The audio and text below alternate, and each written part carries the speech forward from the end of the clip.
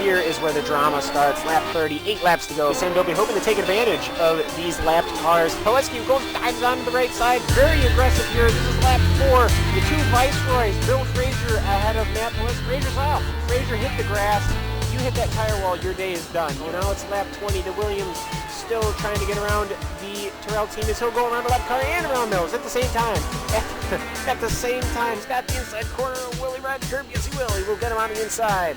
Duna Maria leading us all into Moss's corner. Look at the beauty as his right side will cook the grass. Oh, a 180, no, a 360. Oh. Who will yield going into this corner? It's really not meant for too wide as it will be Gernot. Gernot will yield. Lots of smoke picking up from that Williams car. He is pushing it to the absolute limit. 26 of 30 now. Only 4 laps to go. He's going to get the run coming out the final corner. He's going to pull up side by side with the leader. It's going to be a drag race to the finish. Who is going to get there first? It's going to be...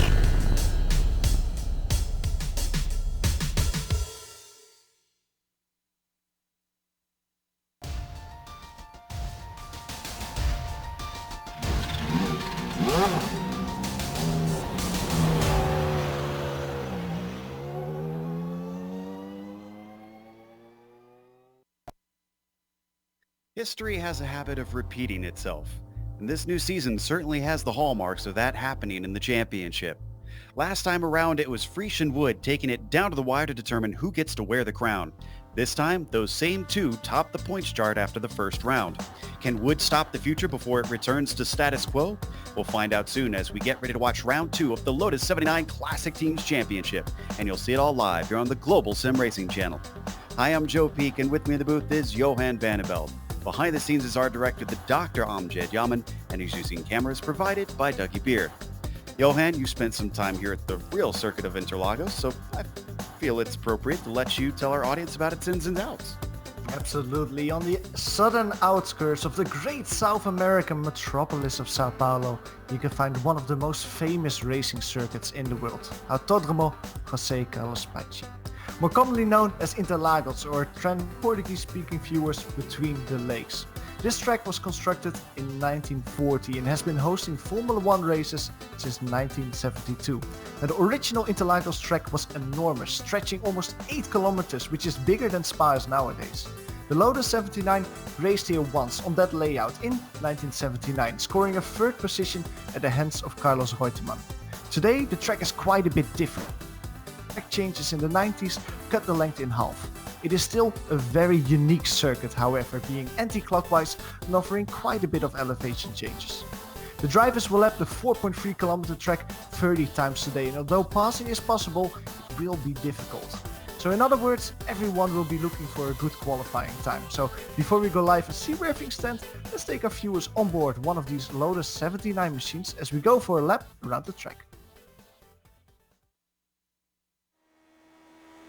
Alright, we've got Amjad Yaman in the GSRC Lotus 79, so let's do a lap around Interlagos. Coming up to turn 1, this is going to be a very popular passing spot, but the switchback can make it tricky to execute.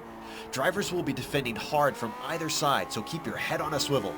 As you swing through Curva de Sol, straighten it out as much as you can to keep your speed up. You'll want all the momentum you can get for the decently long backstretch in order to help you defend or attack. Now you're onto the Reta Oposta, which leads into the Descida del Lago. This is another place where overtakes are likely, but as you brake for turn 4, remember the car will want to understeer on the exit, so keep that in mind when going side by side.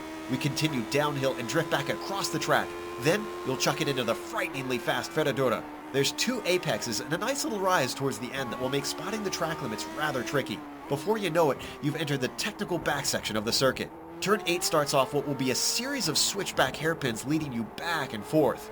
Patience and the proper line will be critical through here, or else you'll lose gobs of time. The Duxmill is definitely the slowest of these 3 bends and easily the trickiest for braking. Make sure to bring the car back across to give yourself a nice wide line through Magurlo. Then take the car all the way out to the edge and line yourself up for Juncao. This is by far the most important corner of the track. The launch you get off here will affect your lap time on this lap and the next one. You won't be lifting or braking all the way until the Senna S. Because this stretch is so long, expect drafting to play a part in the battles here. Hug the inside all the way up the hill, and if you kept it all together, you've now finished a lap around Interlagos.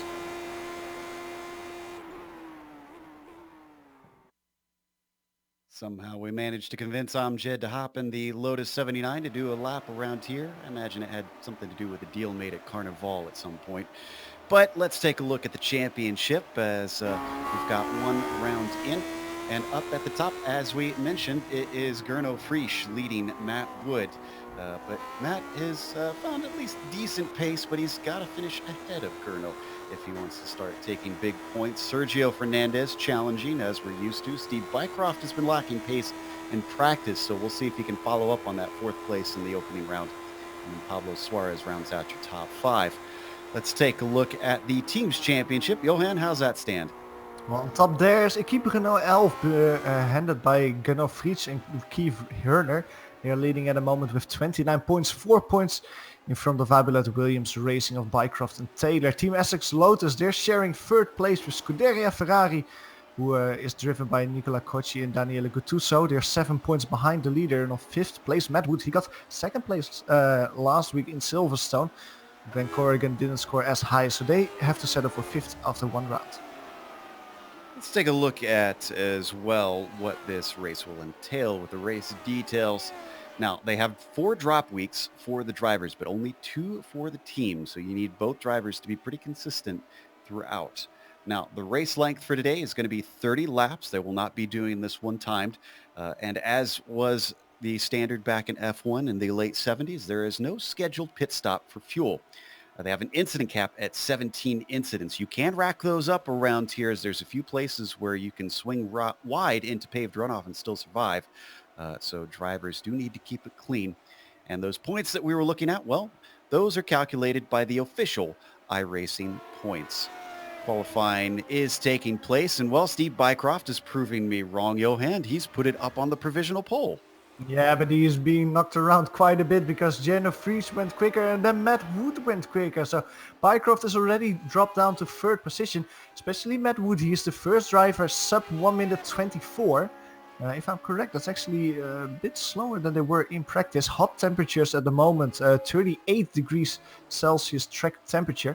That might be meaning that some of the drivers have to get used to it. Brendan Hawking just put in a quick lap time. He did a 1:24.1, sets himself on the front row. And for our viewers here in the States, that is 100 degrees out on the track surface, 100 degrees Fahrenheit, as Brandon Hawkins displaces Gernot Frisch, who still has one more lap to go. Let's see if he can manage to get himself onto the front row. Steve Bycroft does improve on his second lap, but does not improve his position. So he's going to stay no better than fourth. Riding on board with Gernot as he brings the Renault up the hill out of the junction. Let's see what he's got underneath him, Johan. Yeah, this is a very classic set of corners nowadays. Everyone who watches Formula 1 is very used to this. Left-hander, left-hander, left-hander into another left-hander. Over start finish straight. He tracks all the way out. Doesn't stay close to the pit wall. Goes over the line at 1:24.0. Goes 1/10 quicker, but doesn't improve his position. Meanwhile, Sergio Fernandez, he goes quick at 23.7. 2/10 clear of Matt Wood. That means that Sergio is holding provisional pole. And Frisch actually did improve his position, but only for a couple seconds. He was in second place before Sergio knocked himself up onto the top spot. And we still got just a couple more drivers out there in these last 2 minutes. I see Eduardo Prado, who is in ninth, coming across the line just now. And his second lap jumps to a 1:24.3. That is 3/10 faster, and that's good enough for sixth place. Eduardo coming off the Lotus 49 to apply his trade here on the 79. A little bit more high downforce machinery. Lars Hung apparently slowing down because he's not happy with... No, he's actually taken already his 2 laps, so this is just him getting a little bit of late practice. What about Juha Norlampi? His first lap didn't count, unfortunately, so the Finn has to come around for one last try in this last minute and a half. Yeah, and he has to beat a 1:23.7 to get himself on that pole position. A 1:23 in general will be good enough for the front row. Let's see if we can make that sliding a little bit as he reaches the infield section, turn 8. Now Pinheiro here, turn 9. Difficult left-hander as they go towards Bico de Pato. Small kink to the right. Not anything to worry about in these cars with the downforce. Goes to Vico de Pato towards Mergulio. You really have to set yourself up here because the next corner will be extremely important. Shunkao, get your braking right, get well on the apex, and now be smooth and decisive on the throttle. Get as much power as you can, as smooth as you can, and that's just the whole long way down across Arquibacadas towards the start-finish straight. Juan Noralampi, he needs a good qualifying time. He stays close to the pit wall, comes across the start-finish line. 124.0, almost good enough to put himself on the front row, but he has to settle for third. Oh, so close. The question is, can Juha keep it steady the entire race? That's really been the sticking point for him lately. As we watch Andy Rhodes come across, and Stefan Schlacker also going to finish his last lap now. He sits in 18th, a 24.9, going to be good enough for 12th for him. A nice jump there in the dying stages. And with 10 seconds left, pretty much everybody should be done at this point. I don't see anybody who's able to complete their laps. That means it is time to go through the starting grid, which is fairly large today. Sergio Fernandez going to be the front of everybody. In first with Matt Wood in second. Nora Lampi managing to sneak into row 2 at the last second. Gernot Frisch on the outside of him. Then it's Brandon Hawken coming in to prove himself pretty fast, starting 5th, and Steve Bycroft in P6. Eduardo Prado plying his trade in 7th here in qualifying. Pablo Suarez in 8th, and then Adam Fraser starting 9th. John Atkinson will be starting in 10th. P11 is Pedro Ferreira, and he's being flanked by Stefan Slager. Simon van Duinen starts on the inside of row 7, being flanked by Dustin Herreuder. Barry West can be found in P15. Behind him, Daniel Banker. On row 9, it's Kendrick Taylor, Flayla. And it's Lars Hung, P20, Tommy Miguel Mhola. 21st goes to Tony Tiolis, Robert Simpkins in 22nd, Alberto Pellegrini 23rd. Masson Pascal will be starting P24, followed by Armando Edwards in 25th. Then you've got Brad Clank in at 26th and Steve Sarles in 27th. David Altman on his outside in P28. Dave Cohen starts 29th, and the top 30 is rounded out by Lasse Ryanen in 30th. Then 2 cars back there did not get times in. Andy Rhodes in 31st, and Lauren Doolittle joins us in 32nd position. If you want to know how to pronounce these corners correctly, listen to Johan, not me. His Portuguese much better than mine. I'm taking the lazy American route and just taking the translation for most of them. So as the cars are pretty much all lined up, engines start to rev. Green flag is out. Off the line. It is a great start from Nora Lampi. He's going to try to split both of them, and he immediately goes up to the lead ahead of Fernandez and Matt Wood. And look at that, from third to first before the first corner. Nora Lampi off like a lightning bolt. Big crash in the background. Adam Fraser is on his cars were involved in that. And it looks like we also had Stefan Schlacker taking to the grass. So a number of cars having problems. Otherwise, the front of the field looks fairly decent as they come down to Ciudad del Lago, down towards the horseshoe. Up front, it's still Juan Noralampi in first, and you mentioned he went from third to first, but from first to third was Sergio Fernandez. He had a horrible start. He was hung out to dry on the outside, couldn't get hold his position next to Matt Wood. He's still on the podium position, trying to get by him. Same time, he has to look in his rearview mirror because Gernot Frisch is close by. Indeed. In fact, it's pretty packed up behind them. They're keeping an eye on that Renault in 4th place. He tends to be pretty fast even if he messes up his qualifying, so his race pace could say otherwise. He's being chased by Steve Bycroft in the Williams this season. Bycroft with a bad exit out of the junction, and I wonder if Brandon Hawken is going to be able to have an opportunity down into the Senna S. Looks like he's not going to get enough of a draft up to here. Going to stay in order. Nora Lampi leads, Wood second, Fernandez third. I believe we have a replay of both the start with Nora Lampi and then I think with the accident that we had. Yeah, so we start with the start of Nora Lampi. You can just see it here. Once the field gets going, his initial drive is just so much better. And the 2 cars in front immediately on the inside of Wood, splitting, so courageous to do that on lap 1.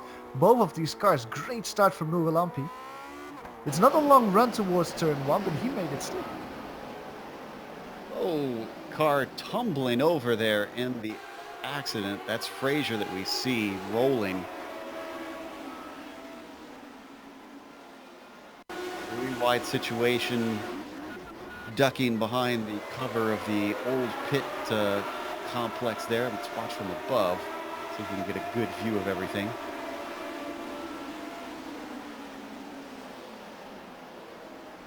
Just barely gets tipped, and then everybody around him, unfortunately, having to scatter. I think that was Schlacher who found himself turned a complete 180 and then got it going once again. Hopefully not too much damage on that car as we jump back to the front of the field. Matt Wood giving chase on Norrlappi, but losing ground. He's already a second back.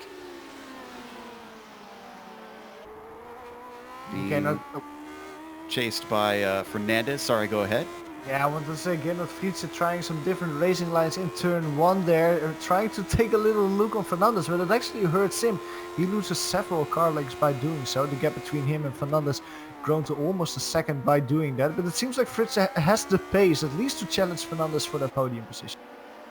Got a battle back in 20th position. Stefan Schlacher challenging Masson Pascal, and we got a third car involved. This is Brett Clank. Whoa, and Clank gets a hit from behind. That runs him into Pascal. All three cars winding up with contact, and a fourth one. That is Pellegrini. Yet more action. Someone T-bones him. That was Sarles. And it all was initiated by Stefan Schlacher, who was with 2 wheels on the grass and just couldn't get it slowed down on time. Punting off there, Brett Clank. Brett Clank touching Pellegrini. Salis touching Pellegrini again. Several cars off the road.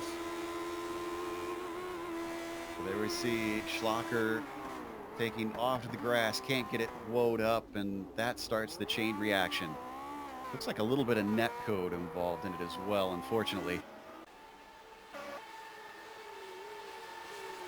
So we go up to second place. Fernandez getting into that second place with a smooth overtake into the Senna S past Matt Wood.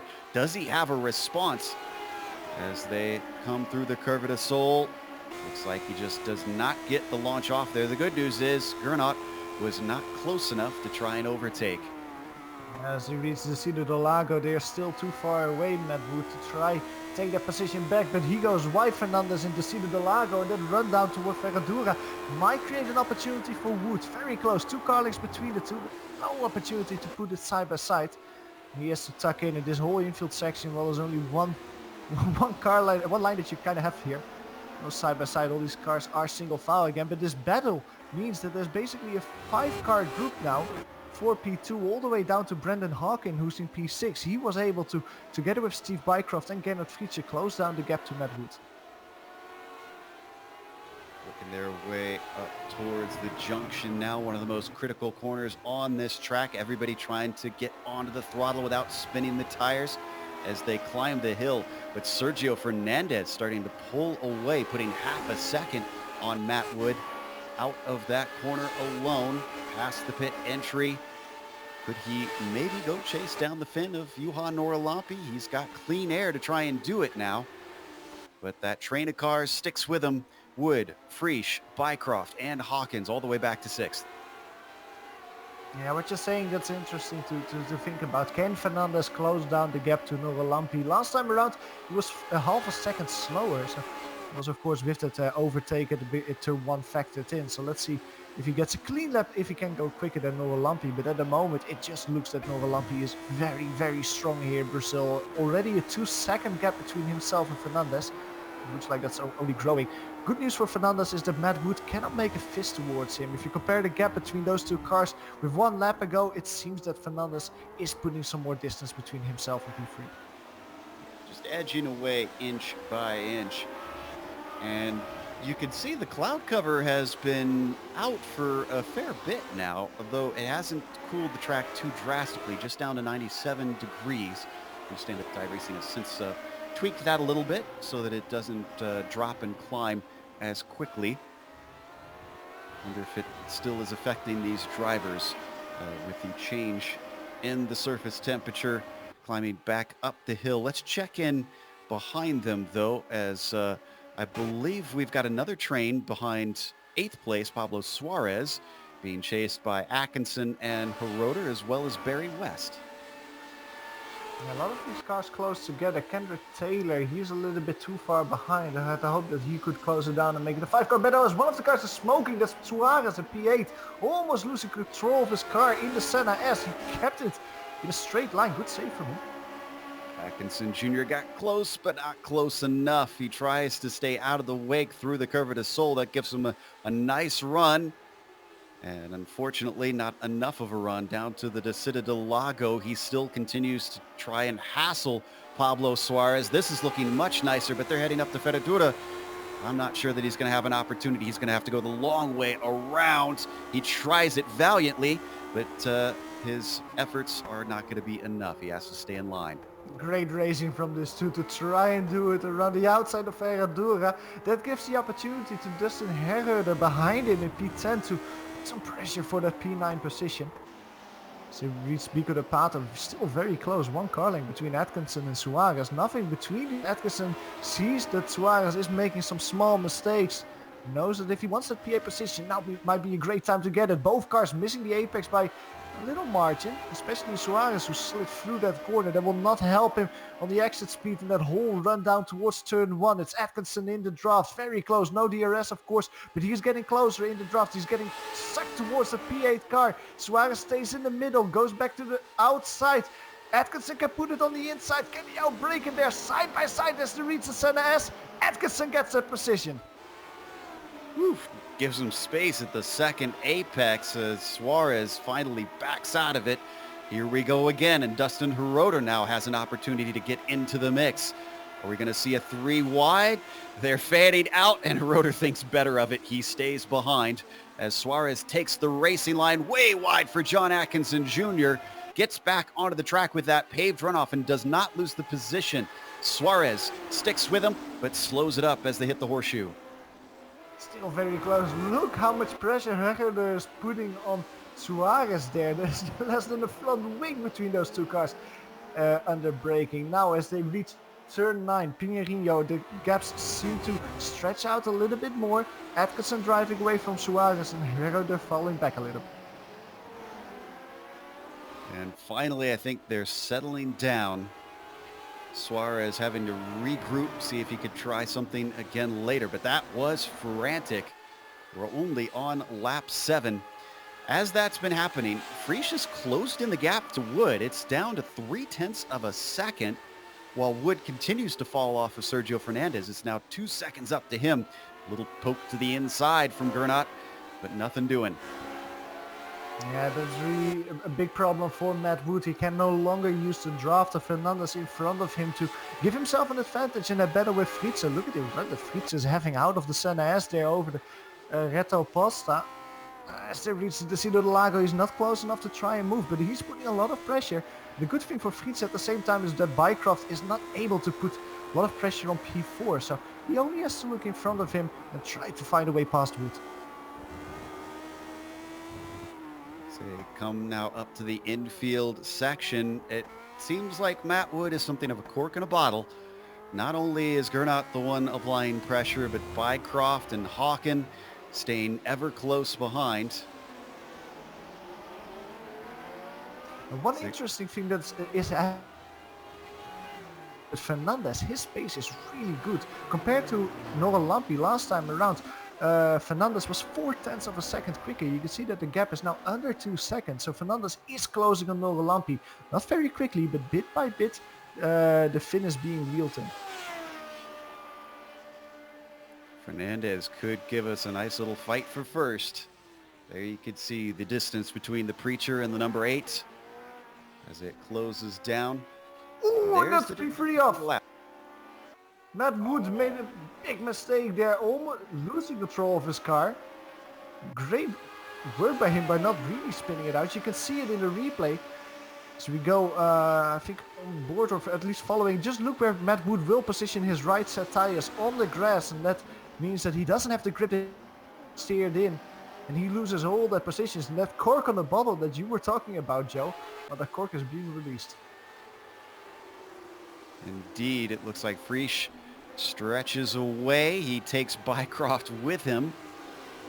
And then Hawkins as well has pulled away from Matt Wood, who's actually even under threat from Prado behind him. We haven't been paying attention to the number 5. He's kind of been on his lonesome, stuck in no man's land. Now he's finally got someone to play leapfrog with. But this ought to offer him an opportunity to catch this train.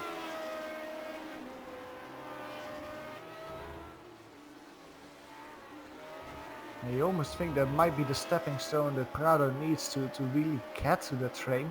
He has to hurry up a little bit because Matt Wood has shown some good pace. He didn't qualify for nothing on the front row. Let's see if Matt Wood is able to close down the gap to the people in front. Now meanwhile, Fernandez, he's keeping to close down the gap to Noro Lampi. The gap is only 1.5 seconds at the moment.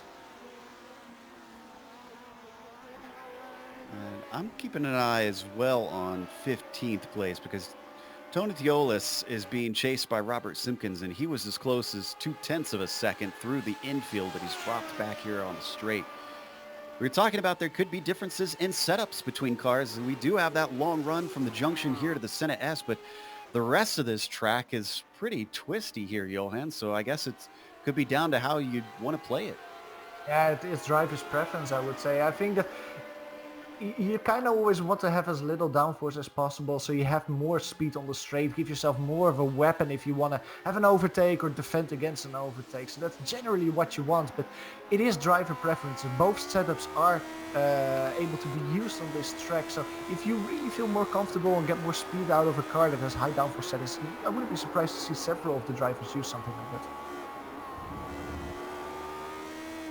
So we ride on board with Simpkins, still giving chase, staying behind. And also notice that we've got Suarez getting close to John Atkinson. This is for P8 farther up the field, and I wonder if we got a good enough run from Suarez as they climb the hill. Not sure that this draft is going to be enough. It's interesting to see though that Suarez, who lost that position to Atkinson a few laps ago, is not able to be dropped away. Atkinson just has to stay there, has to keep giving the draft to Suarez. Suarez keeps following him, still very close. Like you say, Joe, he's not close enough to put a move on him, but he is close enough to maybe give Atkinson a slight worry. Just always the pressure there of a car right behind you. Don't forget, Rotor is trailing these two as Suarez continues to apply pressure. This is for just skirting the edges of the top 10 that they're fighting. Only a third of the race done so far. Into the infield, a little bit of an early turn-in from John Atkinson. Wonder if he's starting to feel threatened that he has to stay defensive. Could very well be. Still very good battle between these drivers. Another battle that's shaping up as the one for P11. Barry West is driving there at the moment. He's being followed by 2 cars. Kendrick Taylor, especially last lap, Kendrick was quite fast compared to Barry West, so he seems to be reeling West in. Behind him, Tommy Miko and Hola isn't that far away either, so 3 cars battling there for P11. And they're going to run their way up past the water tower. Tommy Unhola giving watch from behind. You can see him in the blue car at the back of this train. I'm sure he'd love these two to start fighting, but Taylor's not going to have the chance now that they hit the Senna S. He's just too far back to try anything. Barry West having made a nice climb from 15th on the grid to 11th, currently out on track. He has a bad run through the first set of S's though, and Kendrick Taylor starts to regain the ground.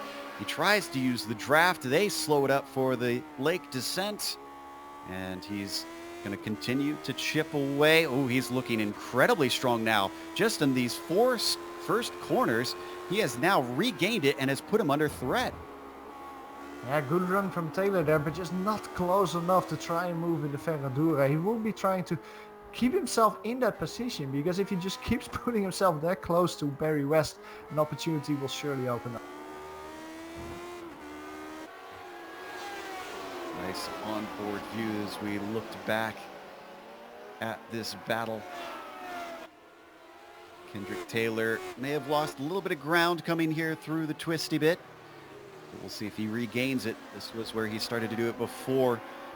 Let's leave that now, though, because Sergio Fernandez has run down Johan Orlampi to within a second. He's going to start feeling the effects of the car ahead, the aero wake and the draft. Going to give him a little bit of hurt and a little bit of help.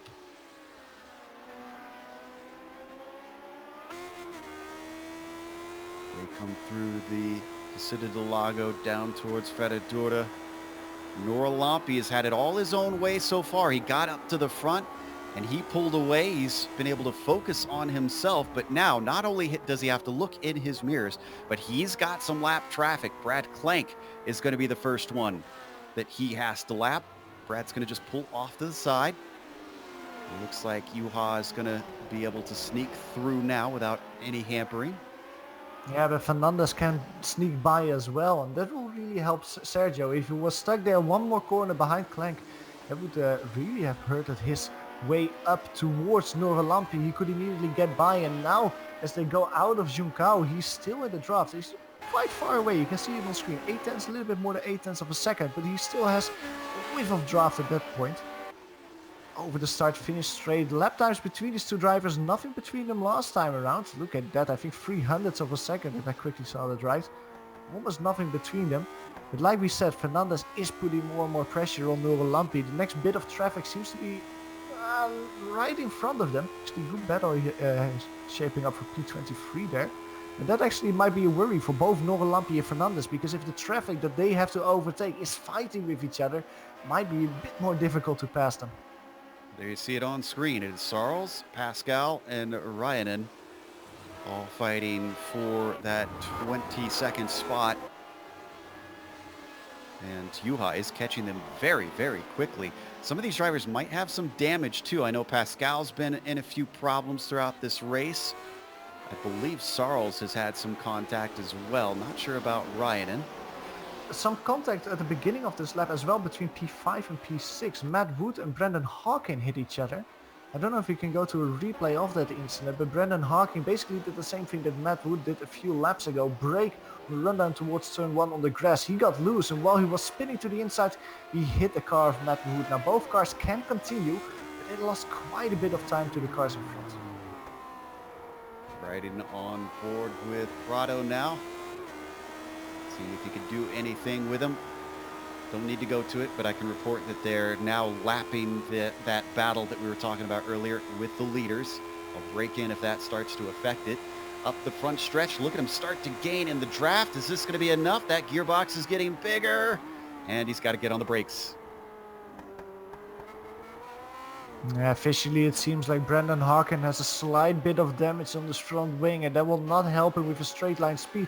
And that will bring music to the ears of Eduardo Prado, who's driving around a P7 at the moment. Started P7, I think this whole race has been P7, but P6 is on the horizon now because he gets really close there as they reach the Casita del Lago. Not close enough to put it to the inside, putting pressure on Brendan Hawking now. He's trying everything he can to peel this one away from Brandon. I'm sure he's happy enough probably just to have managed to catch him, considering he was relatively far back earlier on.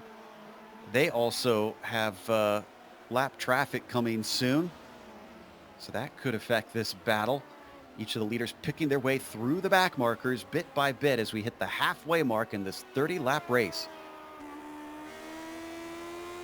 Meanwhile, Orlampi and Fernandez, we don't have to go to it. They have cleared all the traffic in front of them, so now the 7/10 between them will be solved on race pace. Eduardo Prado still very close though to Brendan Hawking. Let's see if he can now use that extra pace that he has on the straight line to try and overtaking maneuver as they reach the center edge. You can see visually the car is just so much quicker, around 10 kilometers an hour on the straight, inching closer, getting stuck towards it in the draft, but not enough, just not enough to put it on the inside of Hawking there. Hawking has just enough straight line speed to stay in P6 there. So as he continues to fend off the Brazilian driver racing here on his lone home track here on iRacing, we should point out.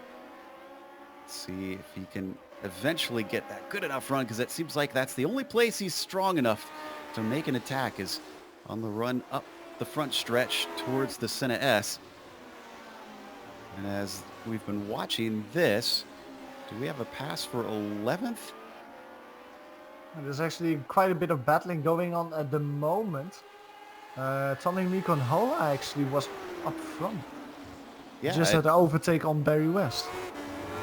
Which, if I recall, he was at the back of these three not long ago. Kendrick Taylor and West now behind him. I tell you what, Tommy Unhola has been a big climber. He started this race in 20th. He is now up to 11th with that move.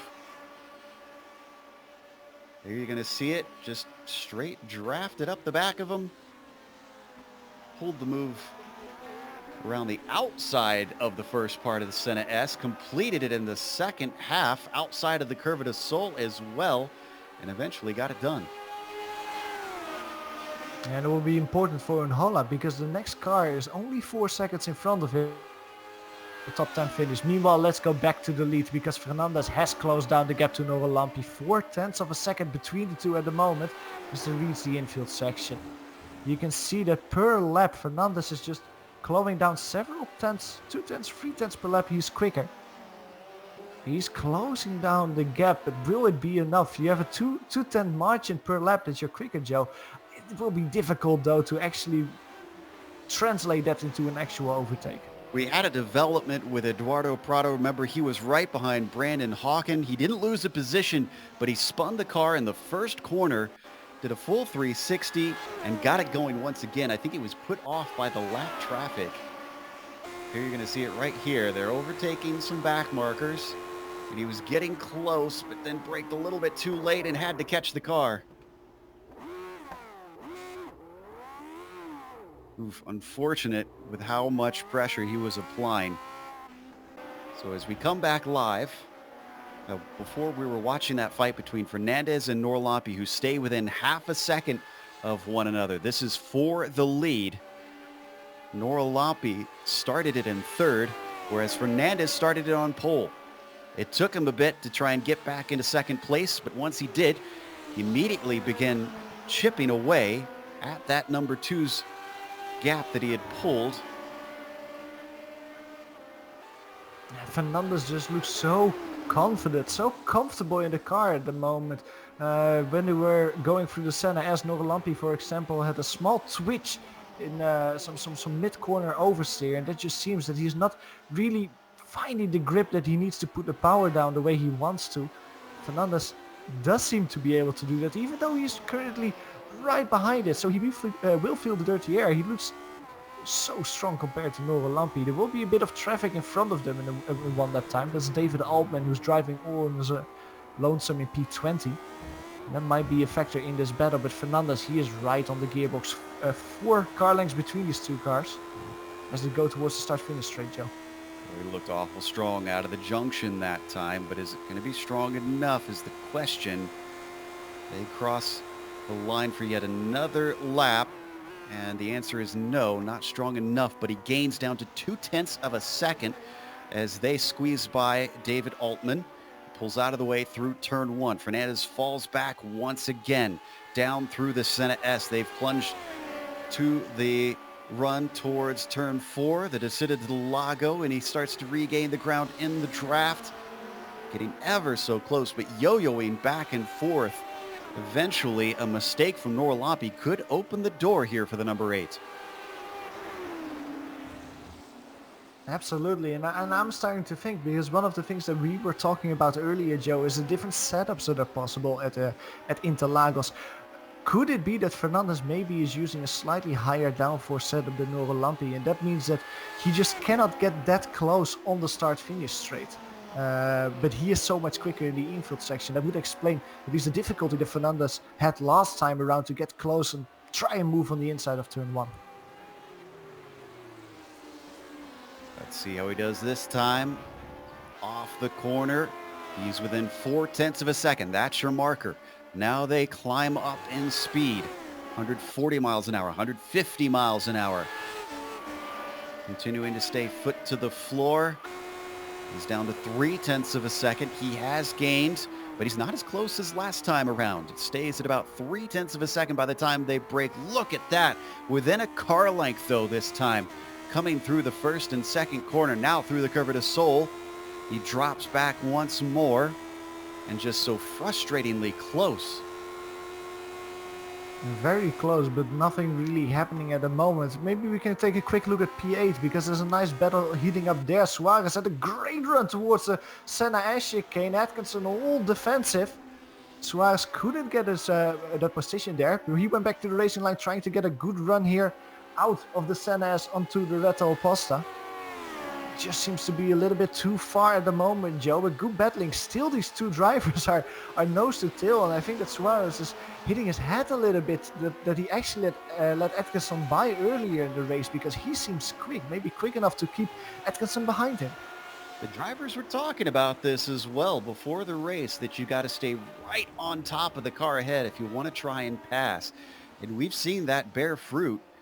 You're right. Suarez is a little bit stuck here ever since Atkinson sneaked by. This is, again, for 8th place that these two are fighting. We're not missing anything up front. Fernandez actually fell back slightly even. But Pablo Suarez continuing to chase in the tire tracks of John Atkinson Jr. Another battle that's happening at the moment is the one for P17. Two drivers that we haven't talked about. Armando Edwards, he is in P17. He's trying to hold back Lars Hung at the moment. In the infield section of the track through Pinheiro, Lars Hung cannot follow us. He seems to have a little bit more oversteer than Armando at this point of the race. Of course, already 20 laps in the book, so those tires start to wear out a little bit. Last time when they went over the start-finish lane, only 2/10 between them, but it seems that as they're going through, Armando is just quicker, has more grip, can use go on the power earlier, and Lars cannot follow suit. He falls the way back, but as they reach the start-finish straight, let's see how quick Lars Hung is on a straight line. He's like a torpedo. Look at him gaining position down in the not close enough, I think, for a move in turn 1. So it seems like Armando, higher downforce setup, is sitting pretty there in P17. He has just enough straight line speed to stay in front of Lars. Well, certainly seems to be quick in a straight line, and this is going to show itself once again on the Retta Oposta. Let's see what he's got. Braking as hard as he can, trying to use that extra speed, just doesn't pay off. Stays behind Armando Edwards as they come to the infield section. And up at the top of the screen, Sergio Fernandez sets the fastest lap of the race in his attempts to try and run down our leader.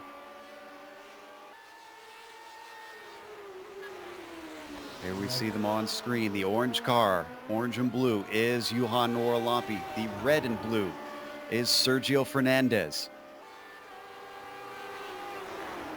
And it seems like he's even closer this time around in the infield section. Only 2/10 of a second between them. 9 laps to go, of course, that Fernandez has to get by. Now this infield section, you kind of got to put a stripe through the overtaking opportunities that you will have here. It's so difficult to put it side by side. You really have to follow suit, make sure you don't lose time, and set yourself up for a good exit through Xiongao. That starts basically here out of Vico de Pato through Mergulho. As you get to the braking zone here, here's where everything needs to fall into place. You need a good run here, get on the power smoothly. Great run from Noralampi there.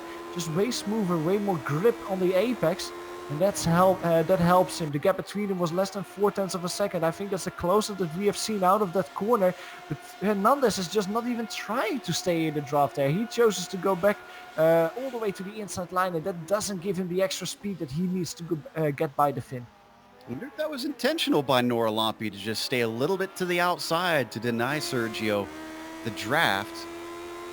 So as they come down, and once again, Fernandez is closer than we've seen many a time before. He closes in on the Retta Oposta up to the Descida del Lago, and look at how strong he is on the brakes, getting to within a car length of Johan Noralampi. But he can't make the overtake happen. Let's stay with this, but just want to update. Gernot Frische is back in P3 still, but he's hovering at about 5 seconds back. He has not been able to make inroads. The important thing for him is that he's been staying ahead of Matt Wood, his main rival in the championship currently.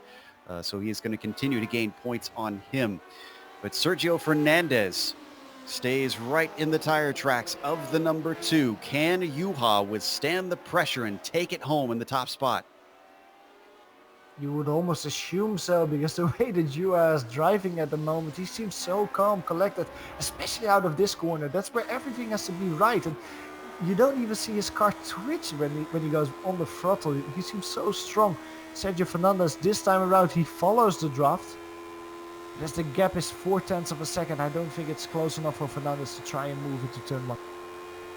And with as close as we've seen him get, I mean, do you think it's possible for Fernandez to make a dive bomb when it gets late in the race, or is he even too far back for that in most corners? Wow, if the gap is 0.4 of a second when you reach turn 1, I think that is too far. Maybe if the gap can be brought down to 2 or 3/10 into turn 1, you can try it. Here the gap is less than 0.3 of a second, but I think it's still too far to try it in Decido de Lago. You can see him, even despite that, just slightly outbraking himself, Fernandez. And that immediately allows Nora Lampi to create a slight buffer as they reach the infield section. Will the frustration get the best of Fernandez?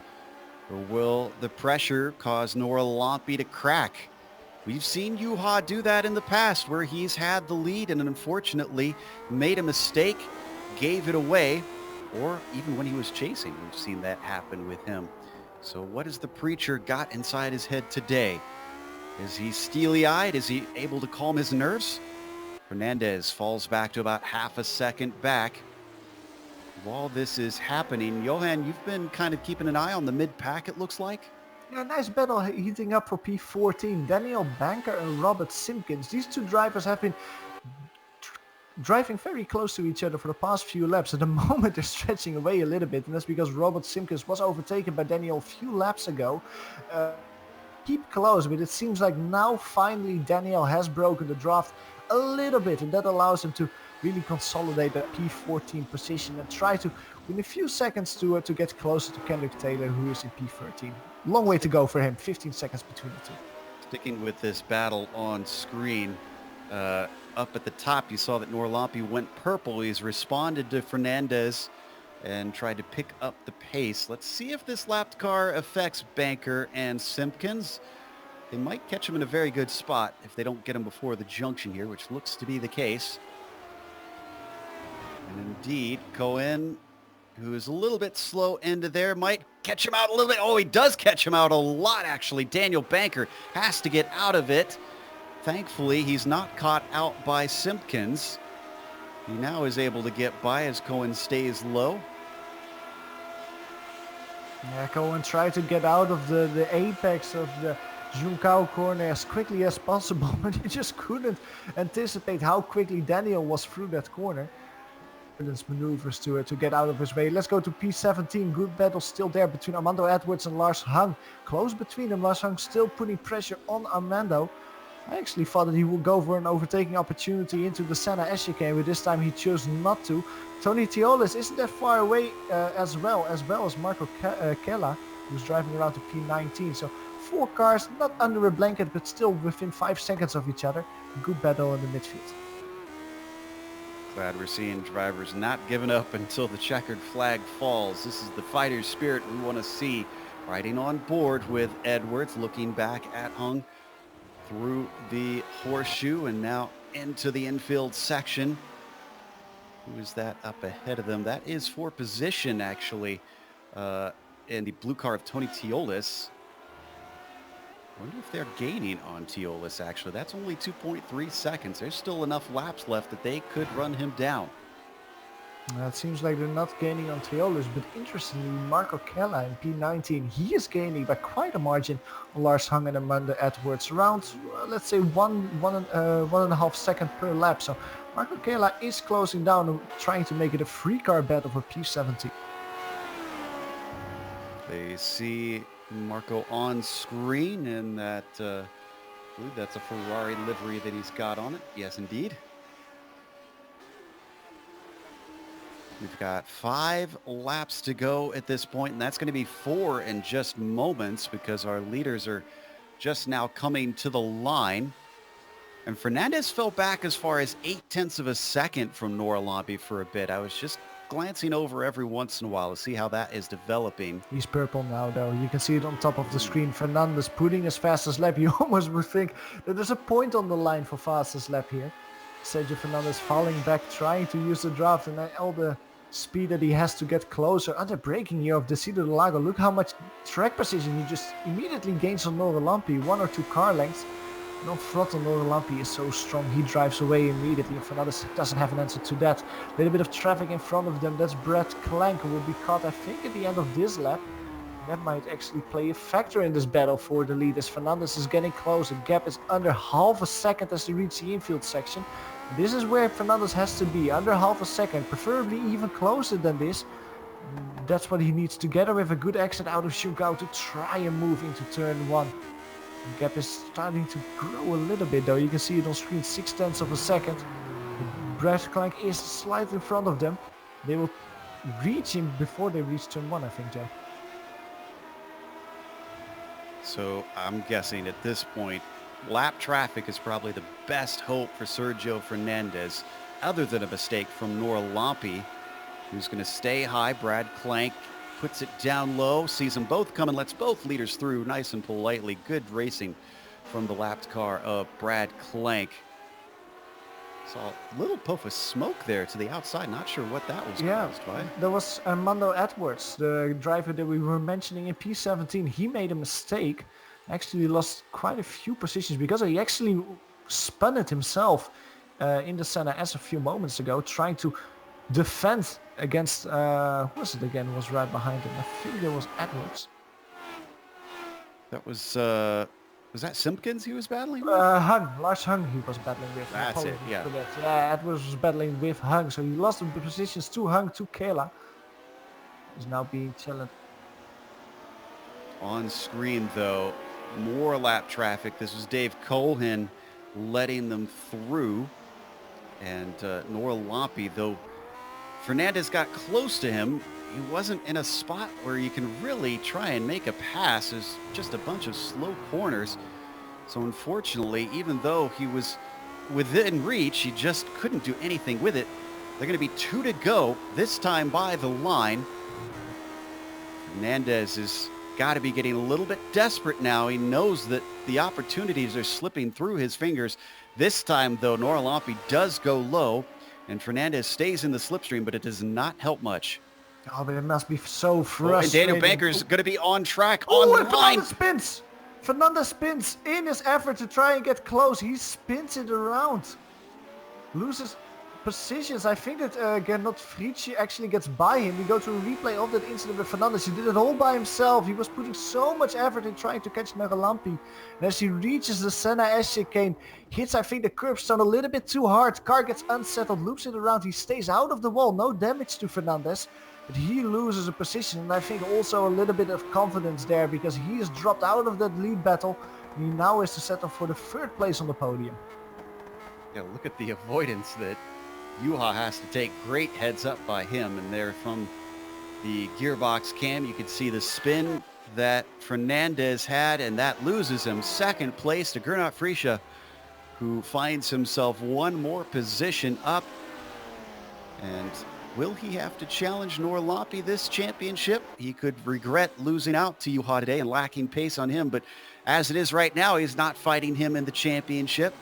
So it's of no concern that the Preacher is a good 6 seconds ahead. White flag is coming out for the Preacher. How about that? We wondered if he could hold down and manage to stay cool under pressure. I'd say that the number 2, as long as he brings it home in this final lap, has got this win under wraps. I would almost say that the battle right now is the one for P2. Can Fernandez put some pressure on Fritzsche? But it really looks like Gernot Fritzsche has put the hammer down the last, well, not the last lap, because he did a 125 trying to avoid Fernandez, but the laps before that he actually did a 23.8, which I think is the quickest lap of the race. He's having a lot of pace at the moment, and I think that with a 1.4 second gap, Fernandez will not be able to challenge for P2. Certainly doesn't seem like the case. I'd say that Renault's pretty safe. What about Juha Nora Lampi? coming through the Ducks Bill. Just a couple more corners to go, and round 2 is going to go to the Finn.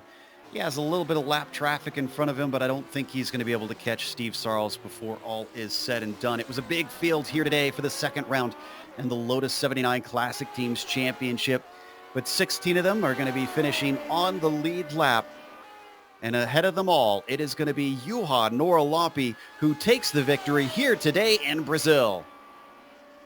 Great drive from the Finn there, but Gernot Fritzi, he also started on row 2 of the grid, and he also finishes on the podium. P2 for Gernot Fritzi, who finishes just in front of Fernandez, who finishes on the podium, but will be probably quite disappointed with that. We got a side-by-side battle, or did have a side-by-side battle between Heroder and Unhola. And it looks like Tommy's going to be able to come out on top. Oh, but he starts to lose the car. Dustin tries to go back around and they tip. Unhola spins completely around as Dustin is able to continue on and take 10th place.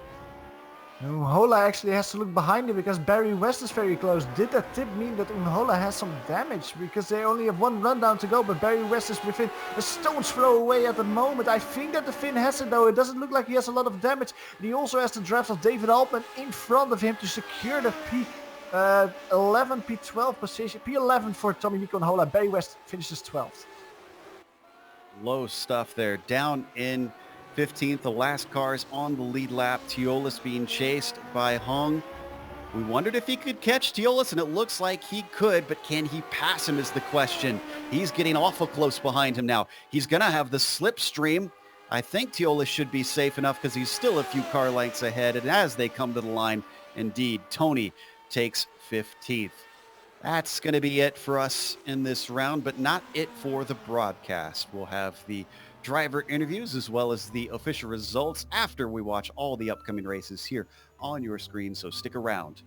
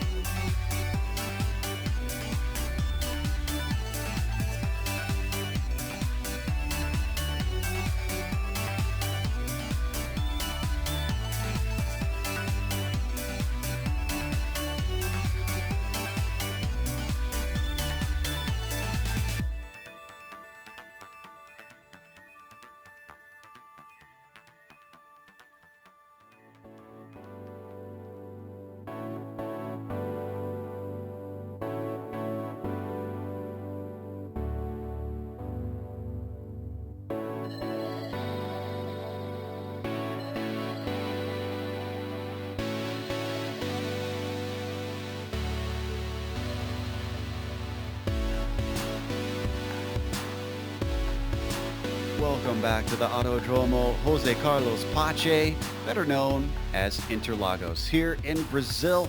And it was Johan Orlampi who took away the victory. He managed to withstand a lot of pressure, and Gernot Frische finished in second behind him. Didn't have pace and never challenged him. And in fact, he only took second at the very end because Sergio Fernandez, who finished third, had a spin with just a couple laps to go. He started on pole, lost it right at the line, and unfortunately did not have the pace to retake the lead. Steve Bycroft with a commendable run to fourth. A little bit quiet for him. Ahead of Matt Wood, another driver who had an incident that lost positions from the front row down to fifth for him. Brandon Hawken, who had a nice battle for part of the race, takes sixth, and that was with Eduardo Prado before Prado spun in the first corner. He finishes P7, exactly where he started. John Atkinson Jr. takes P8. Then it's Pablo Suarez finishing in ninth, and Dustin Roeder rounding out your top 10. I'd say the hard charge of the race needs to go to Tommy Unhola from 20th to 11th for him. Barry West finished behind him in 12th, with Kendrick Taylor finishing 13th. Simpkins as well climbing forward, going from 22nd to 14th. Then it's Tony Tiolis finishing P15. Lars hung in a battle with him at the very end, takes 16th. Armando Edwards, first car lap down in P17. David Altman was behind him in 18th position. Lasse Ryanen finishes 19th. Top 20 is going to be rounded out by Steve Sarles. Then you get to the first car that is 2 laps down. Dave Cohen in 21st. Brandon Clank behind him in 22nd. Daniel Banker in 23rd. Marco Kila, the first driver to finish well within the leaders, 3 laps down, 24th. Start to get into some DNFs here. 25th to Masson Pascal. Lauren Doolittle, 26th from last on the grid. Not bad from him. 27th to Stefan Schlacker. Alberto Pellegrini in 28th. Simon Van Duyn in 29th, and Pedro Vieira in 30th. Adam Frazier and Andy Rhodes round out your final 2 on the field here today with bad finishes, but not a bad finish for Juha Norlampi taking the win today. Juha, those last 2 laps, you wound up with a gap, but before that, Sergio ran you down and gave you something to think about, eh?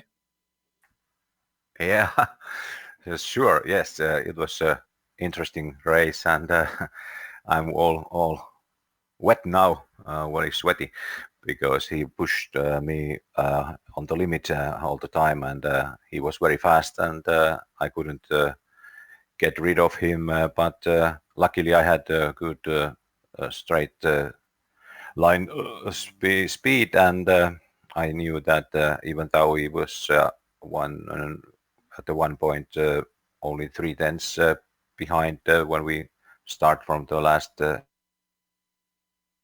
I knew that he couldn't go over over me or beside me. So yes, he couldn't overtake. So I was quite comfortable. But of course, I should congratulate Sergio. I don't know where he got that pace, but those guys are getting. Talk to us about the start, because that really seemed to set the tone. You started in third and split the middle to take the lead. That seemed like a brave move from our perspective, but what about from you? I mean, did you feel that was risky trying to go between them?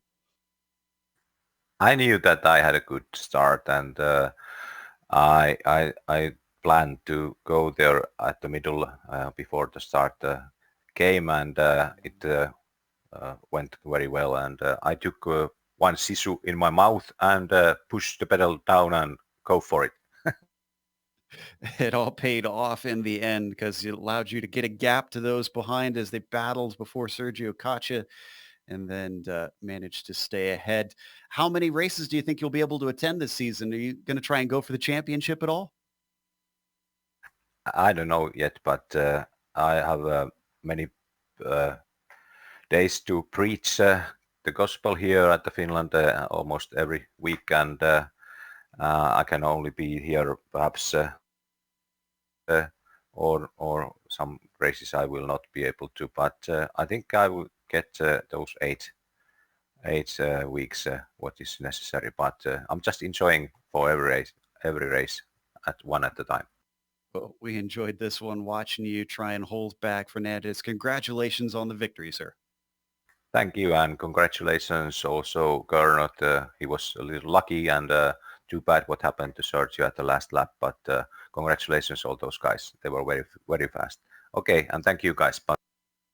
That was the Preacher taking the victory. Up next, we're going to be talking to 12th place Barry West, who got a little bit lucky at the start himself. Barry, you were behind that big accident that happened. It looks like you picked the right side. Yeah, you can hear me this week, yeah? Yes, we got you. Yeah. It's fortunate. I just got to be so careful the first few laps here because it's so slippy and it's so easy to not hold your line. So I was just ultra careful the first few laps and ready for evasive action. Yeah, it seemed to pay off. I could hold on to Dustin and Pablo the first few laps, and then as soon as I lost the toe, made a slight error.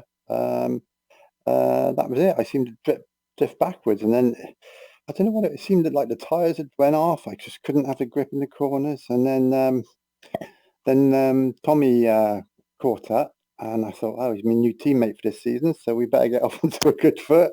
So yeah, I let him buy into turn one, and then the next lap I got such a run on him. I stayed behind for that lap, I think, and then the next lap I got another run. Of course, Kendrick was right on my tail, so there was an interesting few laps there, and then a back marker got involved. So yeah, I had to give Kendrick enough room into turn one, but obviously tried to crowd him a little bit, but make it awkward for him. But yeah, it was quite a good race. I quite enjoyed that. But Tommy did pull away, so I just think my setup was maxed out for the straight, and a lot of people had it in the infield. So this track is, you can go two ways with this track, and perhaps the more downforce is probably faster. But then for racing, you need that on the straights. I just need to be quicker with this setup in the corners. Yeah, talk to us a little bit about trying to run behind another car, because we did notice that a lot of the chat the drivers were talking about before the race was having to stay close behind to even have a chance at a pass. Did you find that to be true? Yeah, you do, because there's only one line, it seems, and the only real overtaking chance is into turn one, where you can get a good run off of what's it called, Yonkow or something, the one at the bottom of the hill.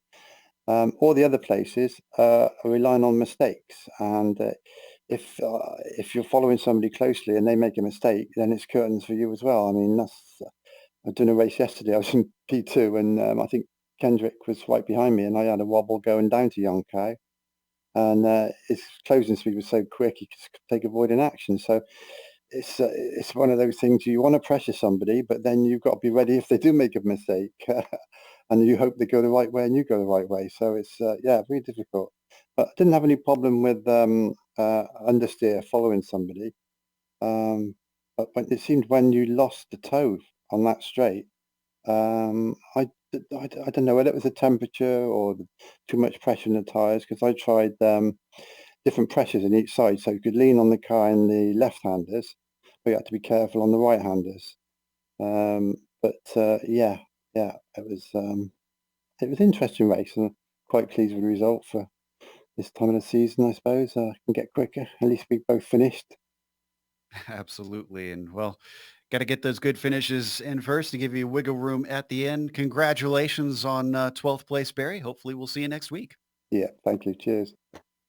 Barry West finished within the top dozen, but we're going to talk to the driver who finished in front of him, Tommy Unhola. Tommy, it seemed like it was a bit of a contentious finish. I saw you having some discussions in the race chat. Tell us about that battle at the end that you were having. Well, it was kind of well, I broke a bit too late, but he didn't turn in midway lap or somewhere, and I got run on him, and a couple turns later he just drove in the rear of me, and my car broke down, and I lost the rear in the next corner, so it was not much of battle. On laps before I was drafting, but I was avoiding crash in first corners, and on exit of second one I had to go off track, and I got a bump. I mean, when curb start, I got that high part straight on my car, so I broke my floor and lost lots of top speed, and car was hard to drive, and I maybe even had a bit too long gears, and it was way too long now. I lost, I don't remember, but very much top speed, so it was kind of interesting to drive with slow car on straight. Well, that makes it sound even more impressive because to me, you had one of the more impressive hard charges going from 20th on the grid up to 11th. Are you still happy with the finishing result? Well, yeah, I got to be happy. I really didn't have goals for this race as it was Nürburgring 24 hours last night, so I'm really tired, and I actually hurt my leg, so it hurts a bit to brake, so I have not been practicing and didn't even mean to race this, so I had 90 minutes of preparation, and that included changing paint for this season and trying to make setup, and so it was not bad for this preparation. Well, you've got a bit of time, hopefully, to rest your leg before next round when we go to Watkins Glen. Will we be seeing you in New York? Yes, I think I'm home then, so I should be driving it and kind of waiting for it as I'm a bit better there. This was first time with this car here, and I have only done a couple races anyway, so it's nice to go to track that I know. I can understand that. Well, again, congratulations on 11th, Tommy. Look forward to seeing you next week. Yes, thank you guys, and see you next week. That was Tommy Unhole 11th today, and that's going to close out our interviews. Of course, we want to thank the Lotus 79 community for bringing us back for another season of coverage for great racing action like this that we get to see week in and week out. And also thanks to the companies that provide the software and hardware for our broadcasts listed here on your screen. Additional thanks go to June Lalonde, who provides our wonderful music. See the screen for how to get a hold of more of her great work. Thanks to the team today, Johan, Amjad, and Dougie. If you'd like to find out more about GSRC, including upcoming races, you can find it at globalsimracingchannel.com. You can also check us out on social media. We're on Twitter at GSR Channel, Facebook at Global Sim Racing Channel, and Instagram at GSRC_Graham. Head on over to our YouTube page for GSRC. Make sure and hit that big red subscribe button as well so that you don't miss a moment here on the GSRC. As we mentioned, we're going over to Watkins Glen next week where this car did indeed race, and that will be June 30th at 12:30 p.m. Eastern. We also have upcoming races for other series listed on the screen, so check those out and mark them down on your calendar. But until next time, race clean, race hard, and we'll see you on the track.